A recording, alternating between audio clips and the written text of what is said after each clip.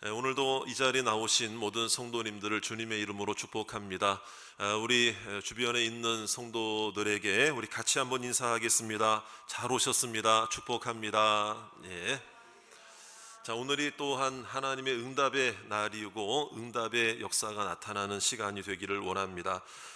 예수님은 그 말씀을 전하실 때 참 비유로 자주 말씀을 하셨습니다. 비유로 말씀하셨는데요. 오늘도 비유 이야기가 나오는데 어떤 아버지에게 두 아들이 있었다는 것이죠.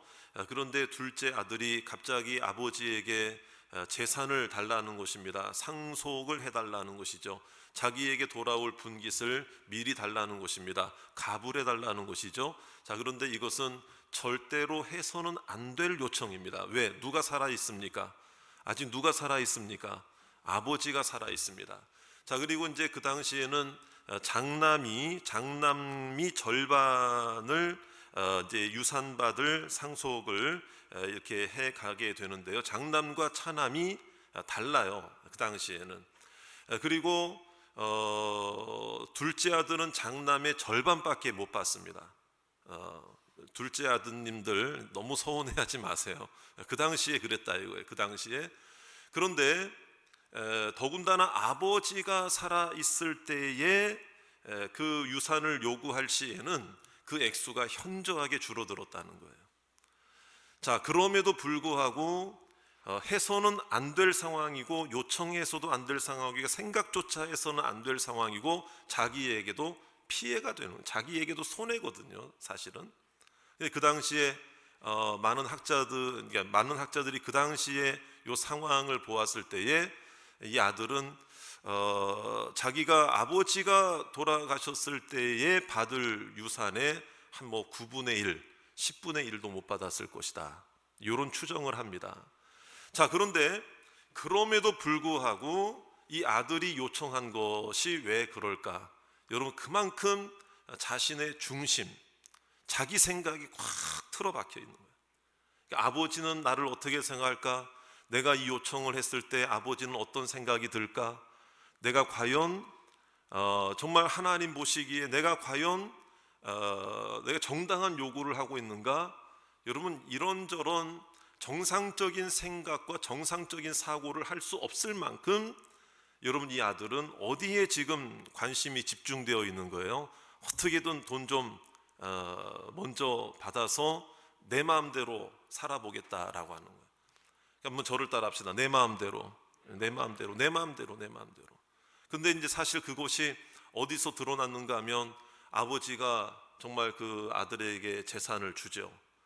그래서 그 아들이 나가서 그 돈을 가지고 장사를 하고 사업을 하고 어렵게 받은 돈이 의미 있게 쓰고자 하려고 하다가 잘못되고 힘들어진 게 아니라 오늘 말씀에 보니까는요. 자, 13절에 보세요. 13절에 그 후 며칠이 안 되어 둘째 아들이 재물을 다 모아가지고, 자, 어디에 가서?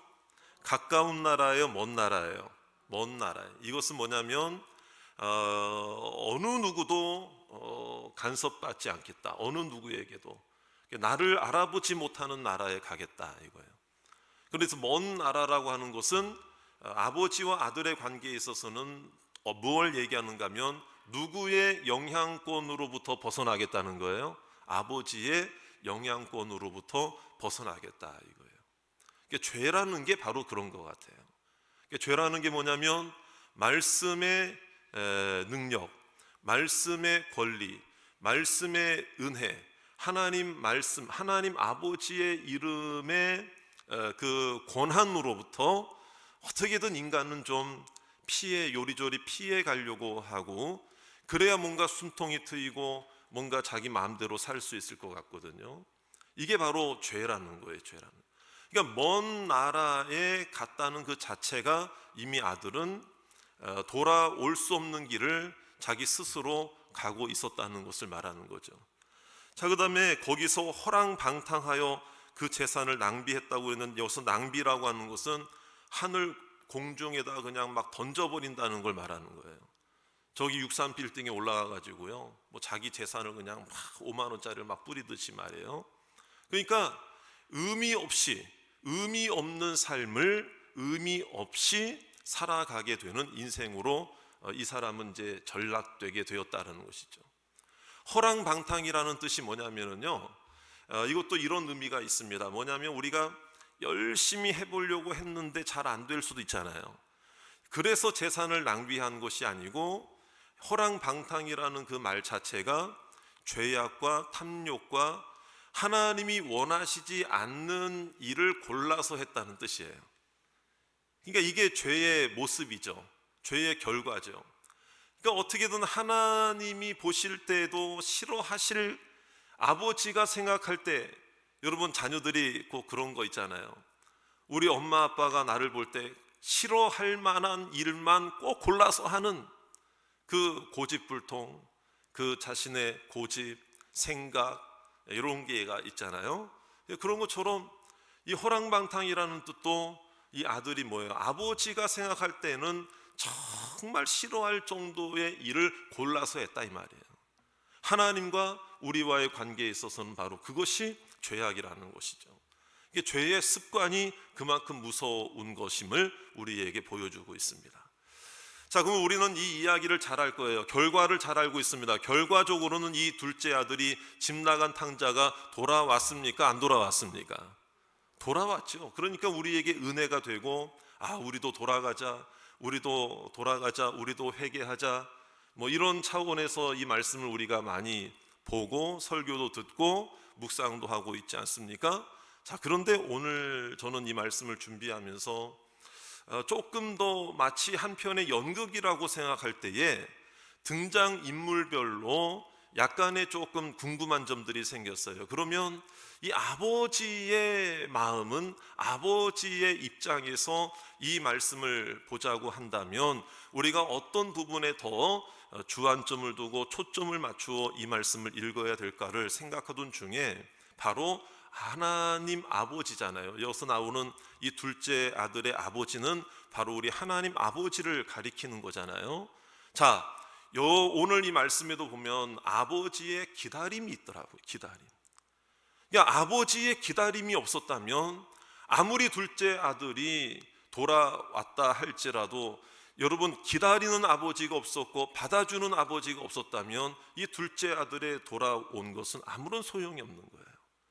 그런 관점에서 본다면 이 아버지가 기다렸다고 하는 것은, 여러분, 그것이 우리에게 더 은혜가 되고, 이것이 우리에게 감사가 되고, 이것이 우리에게 축복이 되는 오늘 이 말씀이 되시기를 주의 이름으로 축원합니다. 아들이, 여러분, 허랑방탕하게 살다가 나 이제 아버지께로 돌아가야 되겠다, 집으로 돌아가야, 물론 그것도 은혜가 되는 얘기예요. 하지만 아버지가 기다려주지 않았다면, 아버지가 받아주지 않았다면, 아버지가 이 아들을 거절했다면 여러분, 그게 아니잖아요. 여러분, 기다리는 아버지가 있었고 받아주는 아버지가 있었고, 여러분, 다시 이 아들을 맞아주고 환영해주는 아버지가 있었다는 것이 우리에게 은혜가 되는 줄 믿습니다. 이것이 축복이고 이것이 응답이라 이 말이에요. 그러니까 오늘 이 금요 기도의 밤 이 시간에도 여러분, 우리의 기도가 주님 아버지께로 돌아가야 할 줄 믿습니다. 하나님 아버지께로 향해야 될 줄로 믿습니다. 우리의 간절한 소망이 아버지께로 향해야 됩니다. 말씀으로 향해야 됩니다. 은혜로 향해야 됩니다. 믿습니까? 받아주시는 아버지가 있다는 게 우리에게 은혜가 되고 힘이 되는 오늘 이 밤이 되시기를 주의 이름으로 축원합니다. 그렇다면 아버지는 무엇을 기다리셨습니까? 무엇을 기다리셨습니까? 자, 무엇을 기다리셨습니까? 바로 아들의 회개를 기다리셨다. 자, 저를 따라 합시다. 아버지는 아들의 회개를 기다렸습니다. 아들의 회개를 기다렸어요.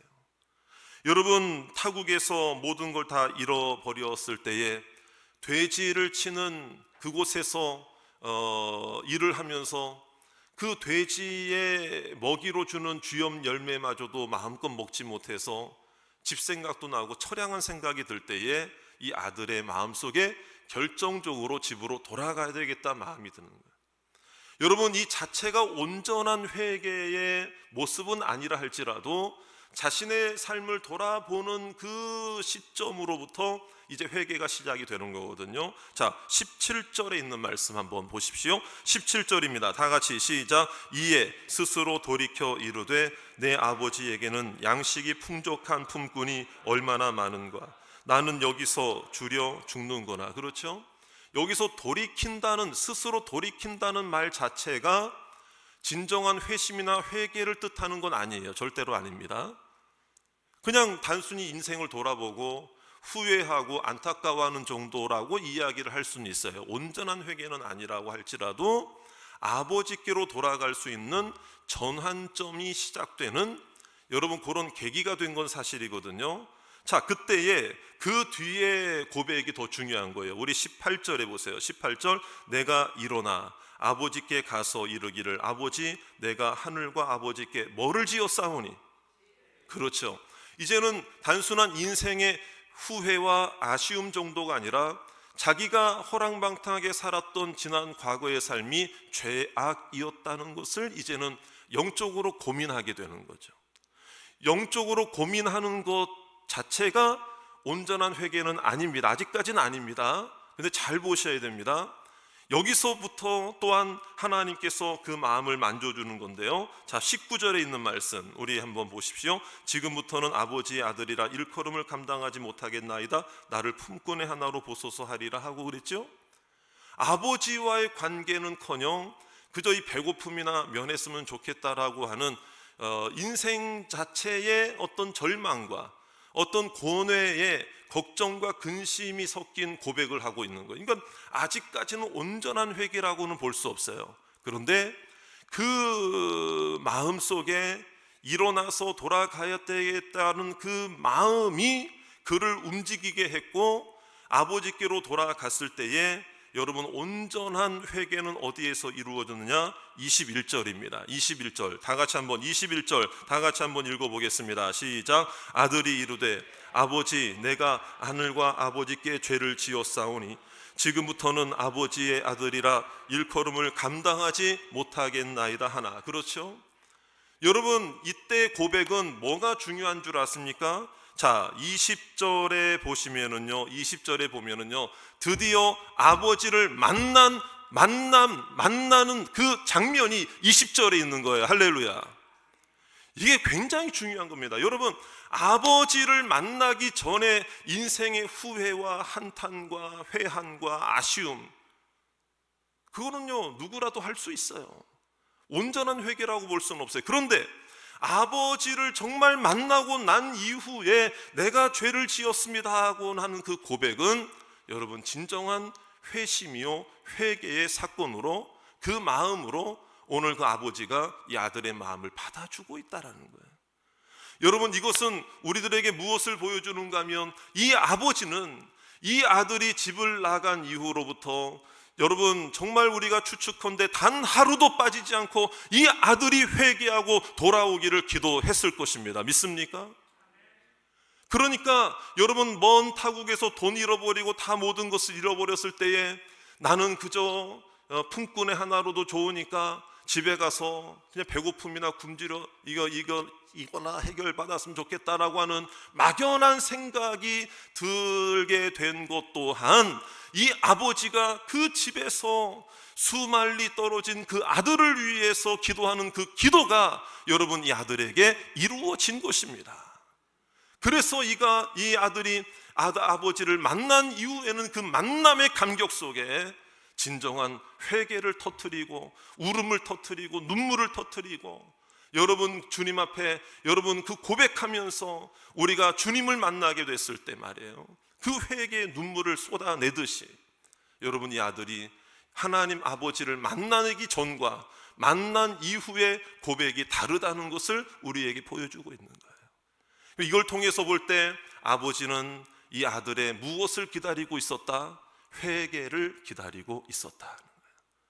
여러분, 하나님 아버지께서도 우리의 회개를 기다리셨기에 내가 주님의 십자가 앞에 나오기를 기다리셔서 내가 주님의 십자가를 경험할 때 나를 받아주시고 안아주신 줄로 믿습니다.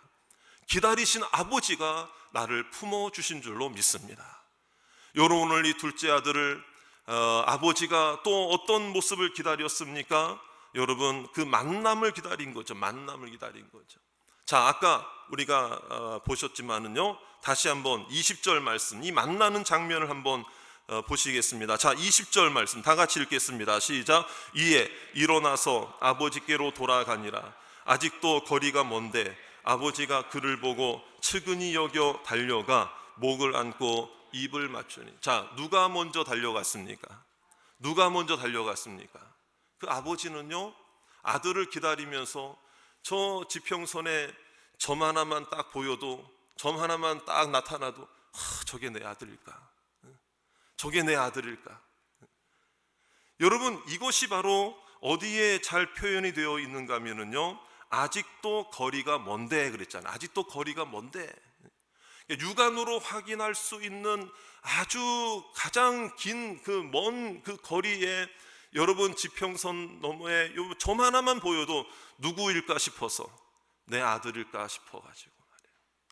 자, 아버지가 그를 보고 측은히 여겼다는 것은 긍휼히 여겼다, 불쌍히 여겼다라는 것인데, 여기서 측은히 여겼다는 것에 이 마음이 가장 이제 중요한 것은 뭐냐면은요, 요 의미가 가장 중요한 것은 뭐냐면, 나의 모든 것을 그 상대방에게 다 내가 주겠다라고 하는 그 표현이 측은히 여겼다라는 거거든요.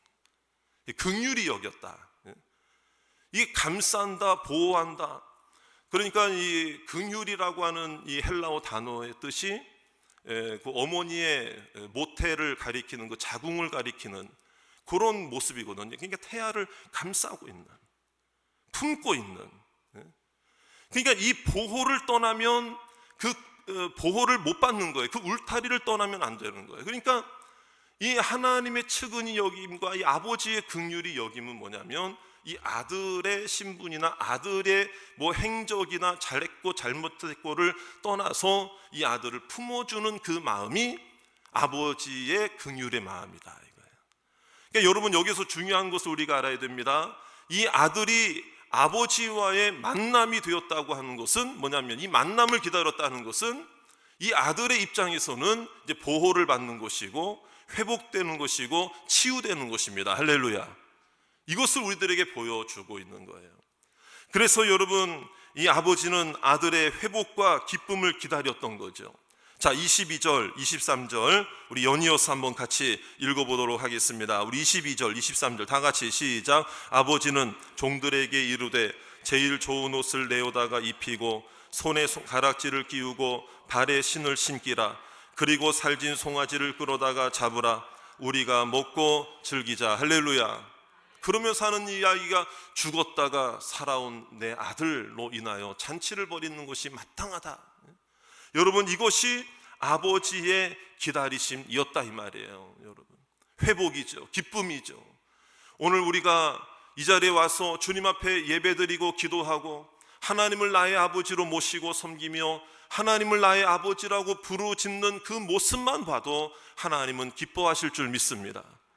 주님의 이름으로 모인 그곳이 영적인 잔치의 시간이 될 줄로 믿습니다.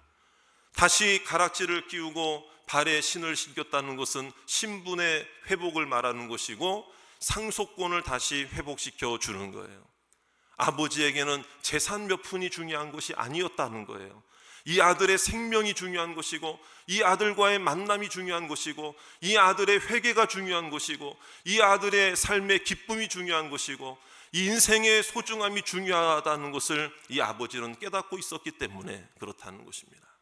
사랑하는 성도 여러분, 우리도 하나님께서 기다리셔서 하나님의 자녀가 된 은혜를 우리에게도 허락해 주신 줄 믿습니다. 저를 따라 합시다. 아버지께서 나를 기다려 주셨습니다. 자, 그렇다면 오늘 이 말씀이 왜 우리에게 중요한 줄 아십니까? 우리가 뭐 돌아가야 됩니까? 우리가 무슨 뭐 탕자처럼 뭐 회개해야 할 만한 뭐 큰 엄청난 죄를 지어서 이 말씀이 필요한 걸까요? 물론 우리의 마음속에 아직도 해결받지 못한 죄의 습관의 문제가 있다면 그것도 돌이켜서 하나님 앞에 돌아가는 역사가 있으시기 바랍니다.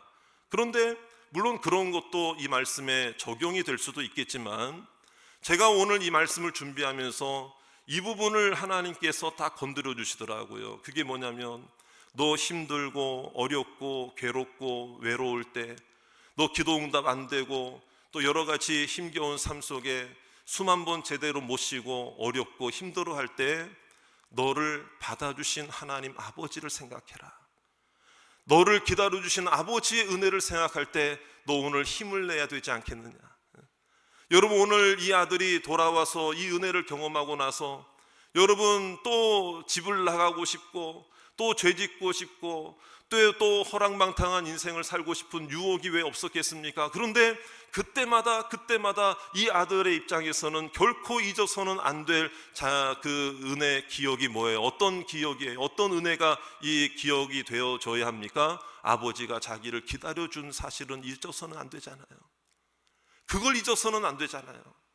그러니까 오늘 이 금요기도의 밤에 여러분, 우리 각자에게 주시는 음성이 물론 다 다르시겠지만 여러분, 정말 이 말씀을 통해서 아버지께서 나를 기다리셨구나라는 것을 생각할 때에 여러분, 오늘 우리가 그런 생각하면 안 되는 거죠. 그런 불평을 하면 안 되는 거잖아요. 여러분, 그런 삶에 죄를 지으면 안 되는 거잖아요. 여러분, 내가 그렇게 함부로 살아서는 안 되는 거잖아요. 여러분, 이렇게 우리가 한번 좀 적용해 보자는 거예요.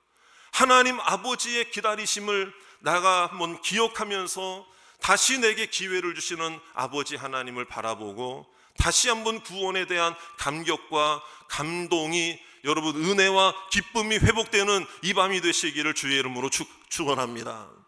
여러분, 감사도 여러분 습관이고 훈련이거든요.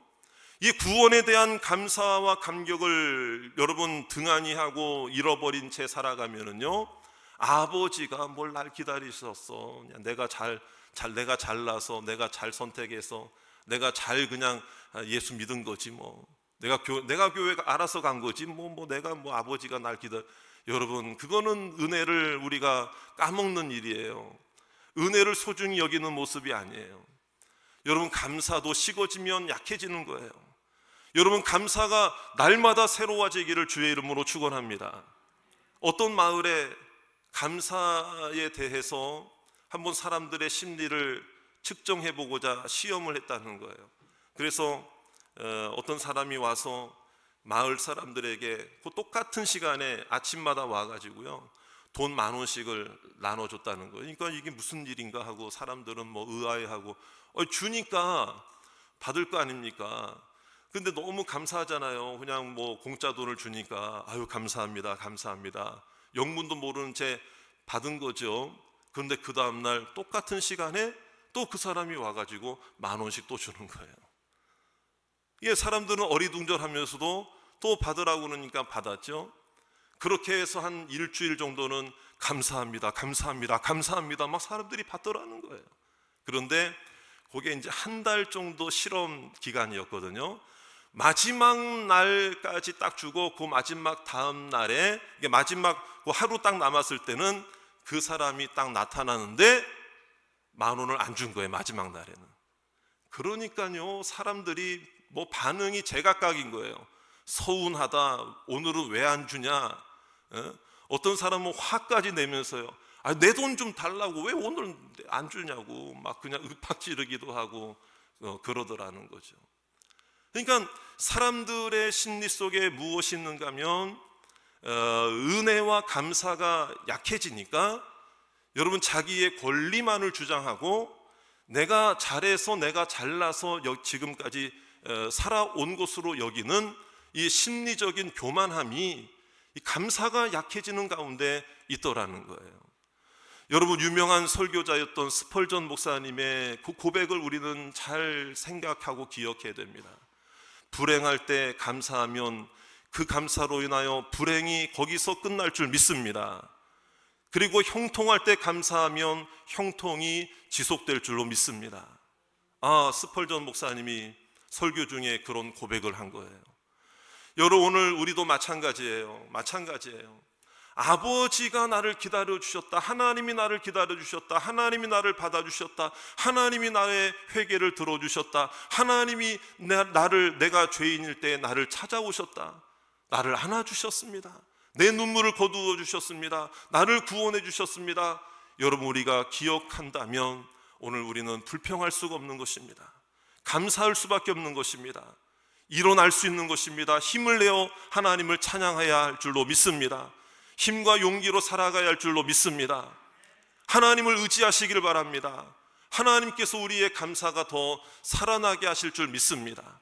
아버지의 기다리심, 나를 위한 아버지의 기다리심인 줄로 믿고 오늘도 주님 앞에 돌아가야 할 부분이 있다면 오늘 즉시 돌아가서 회개할 부분이 있다면 즉시 회개하며 아직도 기다리고 있는 자가 여러분들의 가정의 자녀들 가운데 가족 중에 있습니까? 아버지께서 지금도 그를 기다리고 있음을 믿으시기 바랍니다. 꼭 믿으시기 바랍니다. 언젠가는 돌아오게 될 줄 믿습니다. 아버지가 기다리고 있는 한은 은혜가 계속될 줄로 믿습니다. 그 믿음으로 아버지의 기다리심을 우리도 믿고 바라보는 귀한 성도들 다 되시기를 주의 이름으로 축원합니다.